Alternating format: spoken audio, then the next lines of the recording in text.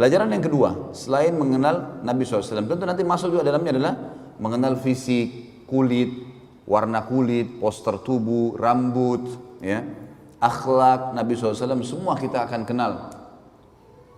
Bagaimana beliau berumah tangga, bagaimana menyelesaikan masalah-masalah rumah tangganya.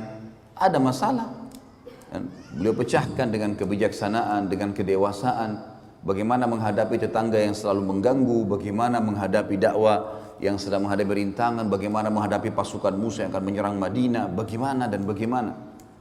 Kita akan ambil semua pelajaran dari pengenalan baginda Nabi sallallahu alaihi wasallam. Yang kedua, ma'rifatus sahabah ridwanullahi alaihim.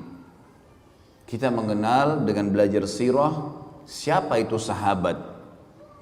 Manusia-manusia pilihan Allah yang telah menemani baginda Nabi SAW, yang telah menemani utusan yang terbaiknya, penutup para nabi dan rasul. Ini bukan manusia biasa, teman-teman. Bayangkan kalau kita hidup di zaman fase Mekah dulu, nggak ada lampu, nggak ada media sosial kayak sekarang, nggak ada AC panas. Antum sekarang Masya Allah belajar sirah di AC di Masjid Istiqomah yang besar seperti ini, lampu ada terang, ada kamera merekam, bisa didengar kembali. Zaman dulu rumah dari tanah liat, Mekah dulu itu desa terpencil, nggak ada orang di dunia yang mau lihat Mekah itu, kecuali orang-orang beriman yang datang haji, itu pun jumlahnya masih sedikit. Dulu negara Persia dan juga negara Romawi tidak pernah terfikir menyerang Jazirah Arab, karena bagi mereka ini padang pasir, gak ada apa-apa. Gak pernah mereka rebut, padahal Jazirah Arab itu posisinya di tengah-tengah dunia. Kenapa mereka tidak terfikir menyerang? Karena padang pasir, gersang, gak ada apa-apa. Hasilnya maksimal yang paling banyak kurma. Mereka gak pikir serang itu. Coba antum bayangkan kalau antum hidup di fase itu, di perkampungan terpencil di muka bumi, ada orang buta huruf, nggak bisa baca, nggak bisa nulis, ngaku nabi dan harus beriman. Kira-kira jadi Abu Bakar atau jadi Abu Jahal? Hah? Sekarang gampang antum beriman, Quran sudah lengkap, masjid banyak, para dai-dai mubalik sudah banyak menyampaikan tentang hukum-hukum Islam. Tinggal ambil, belajar, amalin, mati, masuk surga. Mudah sekali. Zaman dulu teman-teman, turun satu ayat, turun dua ayat, dan ini kewajiban mematuhi loh, dan membela hidup mati. Nggak gampang pada saat fase Mekah itu, luar biasa dulu. Nanti kita lihat teman-teman perjuangan para sahabat bagaimana dalam sirah ini. Bagaimana mereka di zaman itu tidak ada media bisa percaya. Bisa percaya, bisa yakin, bisa mengamalkan. Wajar itu, muhajirin dan ansar, Allah janjikan dan jamin buat mereka surga, demi Allah pantas untuk mereka, pantas. Perjuangan yang meninggalkan keluarganya, berkorban dengan hartanya, berkorban dengan darahnya. Kisah-kisah yang kadang-kadang subhanallah, saya kalau pelajari kisah sahabat tidak sadar netes air mata di depan laptop saya itu. Luar biasa kisah mereka ini. Di mana kita ini gitu. Kita selalu sibuk dengan pasar, dengan dagangan, dengan istri, dengan anak, dengan ini, lupa tidak ada perjuangan buat agama gitu. Ini sahabat luar biasa, pengorbanan yang luar biasa. Wajar Allah mengatakan radhiyallahu anhum wa radu'an. Allah sudah ridho dengan mereka. Tahu ridho teman-teman? Ridho itu kalau orang diberikan sesuatu yang membuat dia sangat puas, baru dikatakan ridho. Kalau misalnya kita memberikan seseorang sesuatu, misal ada fakir miskin minta, kemudian kita kasih uang, misal dia butuh 3 juta rupiah, kemudian kita kasih 10.000 rupiah. Ya udah, dia terima kasih, dia pergi. Apa dia sudah ridho? Dia ridho teman-teman kalau dia minta 3 juta, antum kasih 5 juta. Dia akan doain antum, dia akan berterima kasih. Nah itu namanya ridho tuh. Kalimat ridho digunakan di situ. Allah mengatakan radhiyallahu anhum, pakai anhum jamak. Allah ridho kepada semua mereka, sahabat itu. Yang ridho siapa? Pencipta langit dan bumi. Waradu'an, tidak cukup di situ. Allah bilang, dan mereka dipastikan memang ridho dengan Allah. Memang mereka siap mengorbankan apa saja untuk Allah dan Rasulnya alaihi salatu wassalam. Kita akan belajar teman-teman, ada kisah sahabat yang kiprahnya sangat luar biasa, kisah heroik dalam masalah perjuangan jihad, dalam masalah sedekah, dalam masalah berbakti dengan orang tua, dalam masalah memperjuangkan dan menjalankan sunnah Nabi SAW, agamanya Nabi SAW yang dibawakan. Banyak sekali yang kita bisa ambil. Nah ini semua kita akan ambil dari sirah. Pentingnya luar biasa gitu. Yang ketiga, ma'rifatu sababun nuzulul Quran. Sababun nuzul Al-Quran, mengetahui dari sirah tentang sebab turunnya Al-Quran. Dari sekian 6.000 sekian ayat Al-Quran, saudaraku seiman, ada di antaranya ayat-ayat yang punya sababun nuzul atau sebab turunnya ayat. Kalau ada sababun nuzul ayat, maka kita semestinya membaca ayat dengan sababun nuzulnya, karena sebab turun ini akan membuat kita memahami tentang apa yang sedang Allah inginkan di ayat itu. Dan semua sababun nuzul diambil dari materi sirah. Nanti kita akan lihat dari sirah ini, oh ternyata ayat sekian turun karena kejadian ini di surah ini. Juga kita jadi tahu teman-teman, kenapa Iqra bismi rabbikal ladzi khalaq yang turun pertama sekali ayat berada di juz 30. Kenapa bukan di pertama? Kenapa Al-Fatihah yang pertama? Banyak ayat-ayat Al-Quran yang turun di Mekah itu berada di juz 30 semua, rata-rata di juz terakhir. Padahal awal-awal turun. Ternyata memang sabab nuzul berpengaruh di sini. Sebab turunnya ada, terjadi sesuai dengan kasus, dan Allah yang maha tinggi dan maha pemurah memerintahkan Nabi-Nya Muhammad SAW meletakkan ayat-ayat itu pada tempatnya. Seperti misal letakkan ini di sini, letakkan ini di ayat di surah nomor ini, di surah ini di ayat sekian, sehingga tersusunlah 30 juz seperti kita sekarang. Semua diambil dari sirah itu, karena per kasus. Nanti kita lihat, oh ternyata turun surah nomor 74, surah nomor 75 di tahun sekian, di waktu ini, oh kejadian ini. Tentu tidak semua ayat Al-Quran punya sebab nuzul, tapi kalau ada, itu akan memberikan kita ya kejelasan tentang kenapa ayat itu dipelajari, atau kenapa ayat itu turun, maaf, dan kita akan faham hukumnya. Yang keempat dari mempelajari sirah, ma'rifatu sababul wurudul hadith. Jadi mengetahui tentang sebab disebutkannya hadis. Sebab disebutkannya hadis. Kalau ayat tadi ada sababun nuzul, kalau ini sababul wurud. Jadi sama dengan ayat tadi, hadis-hadis Nabi SAW ada yang memiliki sababul wurud, sebabnya Nabi sebutkan, ada juga yang tidak. Tentu memahami sababul wurud penting sekali, karena dengan mengenal atau mengetahui sababul wurud kita tahu apa yang Nabi SAW sedang luruskan di situ. Contoh misal, pernah Nabi SAW dalam hadis Bukhari Muslim jalan di sebuah pasar, kemudian menemukan ada seseorang berdagang, jual gandum ditumpuk seperti gunung gitu. Warnanya kuning cerah, bagus sekali.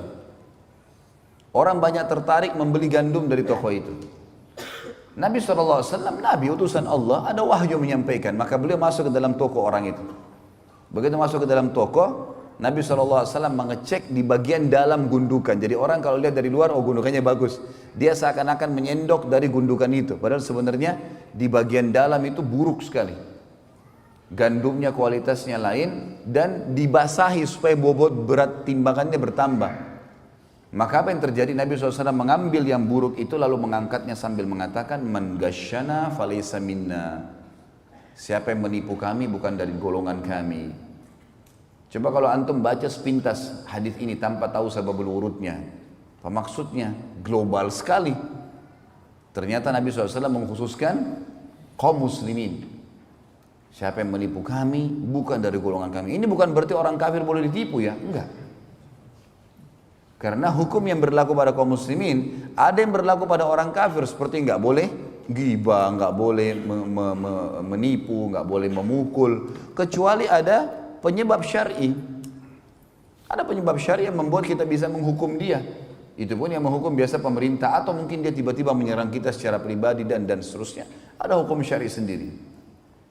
Yang kelima, mempelajari sirah juga akan memberikan kita informasi ma'rifatul kuffar wal munafiqin. kita akan mengetahui tentang keadaan orang kafir dan orang-orang munafik. Siapa sih orang kafir di mata Rasulullah SAW ini? Sehingga jangan sampai seperti ada sebagian kelompok Islam sekarang, vonis kafir ini, vonis kafir itu. Semua orang dianggap kafir kalau tidak segolongan sama dia. Ini keliru sekali. Dari mana ini? Ada penyebab, gitu kan? Sampai saya bahas ada di YouTube teman-teman sekalian, Nawaqidul Iman, pembatal keislaman. Di awal-awalnya saya jelaskan itu, salah satu disertasi S3 yang sangat baik tentunya, tulisan ini Masya Allah. Dan di situ disebutkan banyak pendapat ulama salaf. Ya, ulama sahabat tabi'in yang menjelaskan kepada kita tentang tidak bolehnya vonis kafir kecuali orang yang sudah jelas tervonis kafir sesuai dengan indikasi yang telah disampaikan oleh Nabi SAW di zaman beliau. Orang jelas-jelas murtad tinggalkan agamanya misalnya. Kalau orang hanya melakukan satu perbuatan, yang perbuatan itu kayaknya menuju kepada kekafiran, maka tidak akan terjadi padanya kecuali sudah ada hujjah. Sudah ada argumentasi sampai ke dia. Mungkin dia tidak tahu. Nabi SAW tidak spontanitas menyuruh seseorang memvonis ini pasti kafir. Contoh misal hadis yang sahih menjelaskan perilaku Usamah radhiyallahu anhu pada saat membunuh seorang lawan duelnya.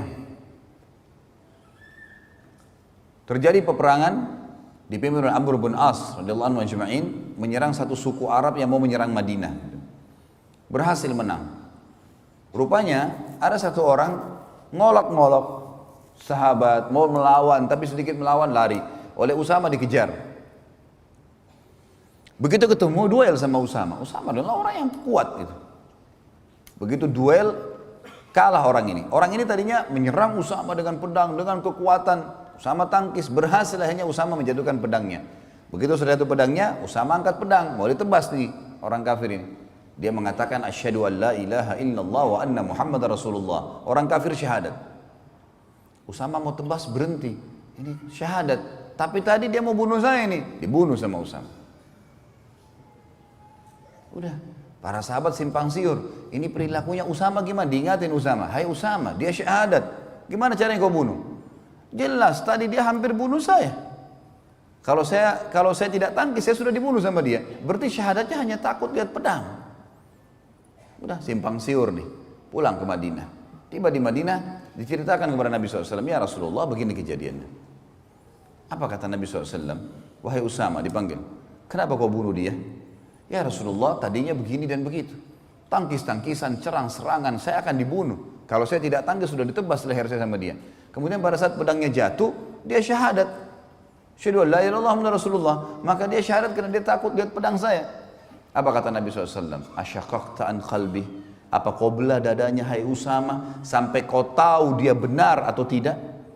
Usama diam. Nabi SAW ulangi. Asyaqaqta an qalbi. Apa kau belah dadanya sampai kau tahu dia benar atau tidak? Nabi SAW ulangi terus sampai kata Usama, saya berharap mati masuk di kuburan gak keluar lagi.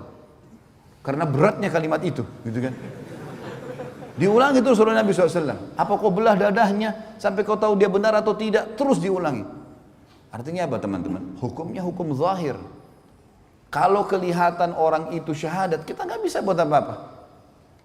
Hukumnya. Kalau ada lagi indikasi setelahnya dia lakukan kekufuran, dia nyatakan lagi murtad misalnya atau apa, itu lain. Tapi kalau enggak, lihat bagaimana Nabi SAW bermuamalah dengan orang yang seperti ini, gitu kan? Ada juga orang-orang kafir yang Nabi SAW hadapi sesuai dengan keadaan. Ada yang Nabi SAW sengaja suruh bunuh. Seperti kasus Abu Rafi', salah satu pimpinan Yahudi yang selalu menghina Islam. Dibunuh oleh Nabi SAW, disuruh. Salah satu sahabat bernama Abdullah bin Abi Atiq radhiyallahu anhu pergi ke sana, lalu membunuhnya. Gitu kan. Ini memang luar biasa, setiap ada suku yang mau nyerang Madinah dibiayai sama dia. Setiap ada penyair yang menghina Nabi SAW, agama Islam, Allah, dibiayai sama dia. Setiap ada penyanyi, penari menghina-hina Islam, sambil menari dibiayai sama dia. Orang ini nyerang Islam dari belakang. Nabi SAW mengatakan, siapa yang bisa mengamankan urusannya Abu Rafi' ini? Kata Abdullah bin Abi Atiq, saya Rasulullah. Maka kemudian dia pergi ke sana sama temannya beberapa orang, masuk ke benteng, berhasil membunuh Abu Rafi', gitu kan. Dan ini ada kisah sendiri tentunya nanti akan kita sampaikan insya Allah. Dan ini saya sampaikan juga di ceramah tentang salah satu judul ceramah itu kekasihku Rasulullah, aku mencintaimu, gitu kan. Yang baru tablik akbar di Makassar dan di Surabaya kemarin, menjelaskan banyak mujizat Nabi SAW, diantaranya perilaku, ya terbunuhnya Abu Rafi' ini, ada ibrah dan pelajaran yang besar. Gitu. Jadi ada orang-orang munafik yang dihadapi dengan cara dibunuh, ada orang-orang munafik, ada orang kafir dihadapi dengan cara bunuh, ada orang kafir dihadapi dengan cara didakwahi, ada orang kafir dihadapi dengan cara ya diterima zahirnya dan seterusnya. Ada ajaran dari Nabi SAW. Begitu juga orang munafik. Jangan teman-teman begitu kita tahu orang ini mungkin indikasi kemunafikan ada padanya, kan Nabi SAW mengatakan ya, tanda-tanda orang munafik 3, riwayatnya dikatakan 4 sampai dia meninggalkannya baru hilang sifat kemunafikan.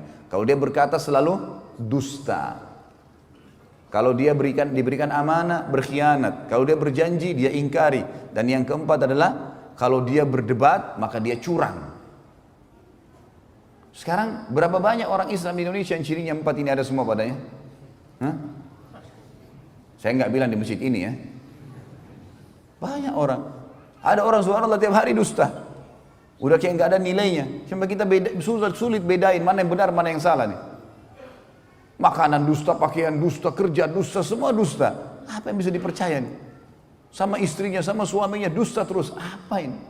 Tanda-tanda kemunafikan. Tapi bagaimana caranya kita vonis dan bagaimana bermuamalah?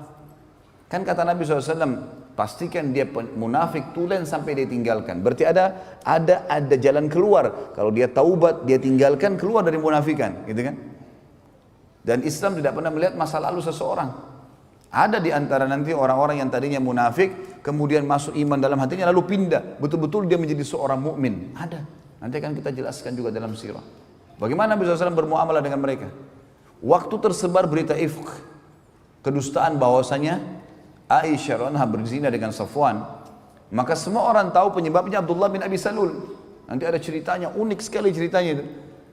Maka begitu Nabi SAW sudah tahu, yang paling pertama berdiri Umar bin Khattab mengatakannya, Rasulullah izinkan saya tebas lehernya, bunuh aja orang ini, munafik. Dan Umar selalu setiap ada orang melanggar depan Nabi, ya Rasulullah izinkan, anda izinkan hilang kepalanya orang ini. Luar biasa kalau Umar hidup zaman sekarang, wah banyak sekali kepala yang hilang gitu. Apa kata Nabi SAW? Tidak, hai Umar, jangan sampai orang-orang ngomong Muhammad membunuh orang-orang yang hidup seakan-akan jadi sahabatnya gitu. Seperti ini munafik, jelas-jelas munafik, Nabi SAW tahu. Tapi kan dia berbaur dengan muslimin, seakan-akan dia bagian dari sahabat. Jangan sampai orang berkata Muhammad bunuh sahabatnya. Sampai tersebar di setiap musuh Nabi SAW. Ayo, orang-orang Yahudi biasa bilang kalau sudah terdesak kita masuk Islam saja, karena Muhammad gak mungkin bunuh sahabatnya. Sampai tersebar itu sebuah konsep. Berarti ada cara menghadapi orang munafikin. Dakwahi, sampaikan. Bukan seperti orang kafir, misalnya ada yang dibunuh, nggak ada. Kecuali ada penyebab-penyebab syarikat, dia berzina, dirajam, atau dia misalnya membunuh maka dia dibunuh dan seterusnya. Jadi ada metode cara menghadapinya. Dan sirah mengajar kita dengan sangat detail. Bahkan kejadian di zaman Nabi SAW per individu, gitu kan. Serta pelajaran yang luar biasa teman-teman sekalian adalah Islam tidak pernah melihat masa lalu seseorang. Ini kalau teman-teman ikuti ceramah di YouTube ada judul yang saya angkat, iya inilah aku sekarang. Dakwah atau sebuah ceramah yang semoga Allah SWT ikhlaskan. Tujuannya untuk memberikan motivasi kepada ikhwah dan akhwat yang berubah. Gak ada aibnya. Dulu pezina, dulu pemabuk, dulu perjudi, dulu kafir, dulu memerangi Islam. Tapi setelah syahadat selesai semua. Karena Islam tidak membenci individu seseorang. Yang dibenci adalah perilaku yang salah. Umar bin Khattab dulu benci sekali sama Islam. Umar bin Khattab itu kalau keluar, khusus keluar dari rumahnya waktu di Mekah untuk nyiksa kaum muslimin. Khusus. Keluar ganggu, pukul orang, siksa orang muslimin. Sampai waktu itu tersebar berita kalau Umar kemungkinan masuk Islam. Kata beberapa sahabat apa? Kalau Umar syahadat, unta juga bisa syahadat. Kayaknya mustahil gitu, nggak mungkin. Tapi dia setelah syahadat, Islam nggak lihat lagi masa lalunya. Umar yang mengaku dan mengatakan saya seorang khamar, orang yang suka minum khamar, dan khamar banyak sahabatnya kan.